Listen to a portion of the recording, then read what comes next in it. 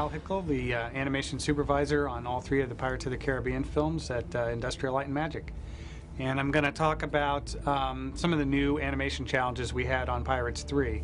One of the challenges with designing the characters on both films and the Dutchman crew was coming up with a kind of internal logic for what these guys look like. These guys weren't really given the opportunity to have a lot of dialogue. They're played in fast action scenes, but we do get to see them close up, and so a lot of the designs suggest a history to the characters that you might only glimpse a bit here and there, or on the the third or fourth watching on the DVD. For instance, this character, there's a sort of half-digested unfortunate fellow in the middle of this giant clam and that's fused to his body.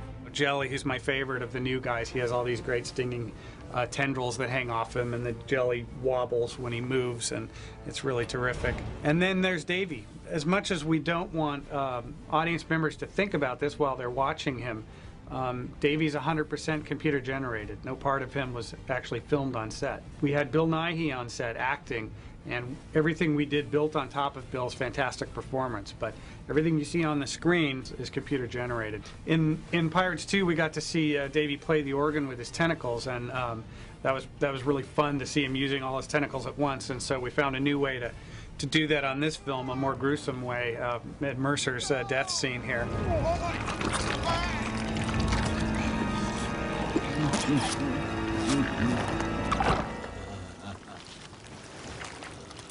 And this kind of interaction between a computer-generated character and his tentacles and a live actor on set is really difficult to do. It's challenging to make the two look like they're really in the same world and in contact with one another, and so that was a real challenge and a lot of fun. Another challenge we had on this film was transforming Jack Sparrow into a character a bit like Wyvern, who is the oldest member of the Flying Dutchman crew that we saw in Pirates 2.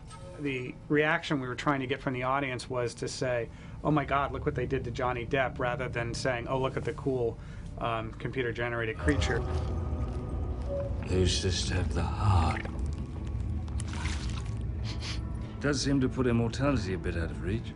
I love doing things like this where you just couldn't film this for real, and yet we're trying to make it as credible and compelling and real as possible as a human character.